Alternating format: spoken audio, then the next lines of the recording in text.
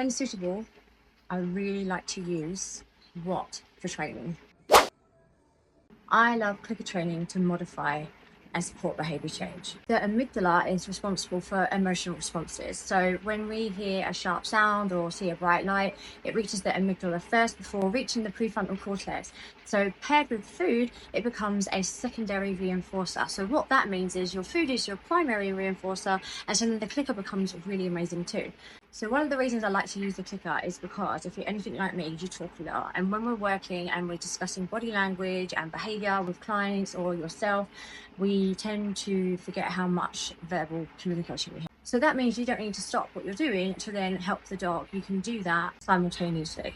When you're first introducing the clicker, I always like to make sure I'm outside so it's less echoey, and you can either put it behind your back or put it in the pocket so it's a little bit quieter, and see how the dog responds. And then you always pair it with food right away. So click and food, click and food. So that is called charging your clicker. You only really need to do that one. So when you're modifying behaviour or training your dog, you need to think about two options. The first one being disengagement. That is a training opportunity. So I use the clicker to help the dogs disengage. So the longer we stare at something that causes us to feel scared or frustrated, conflicted, any kind of emotions that may become more intense and have a more sensitive response, that is when I use the clicker to help the dog disengage. Now, if you watch dogs that are emotionally stable, when they're passing each other, they will lick their nose, look away, look down at the ground. They're called displacement behaviours. So ultimately what we're trying to do is help the dogs to regulate how they feel and let them know you don't actually have to look. Then your second option is distraction.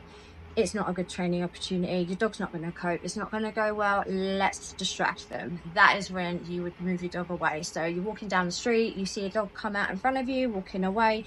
That is potentially a good training opportunity. There's no eye contact, so you could use that for your disengagement training. If you've got a million paws walking towards you, I don't think that's a great opportunity for training, and that's when I would go, let's go up this driveway behind a tree and use distraction. Let's say you've got a dog that likes to herd bikes or chase bikes.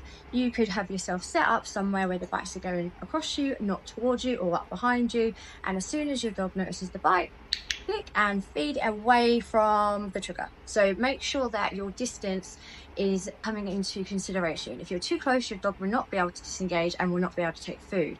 You need to think about your training plan.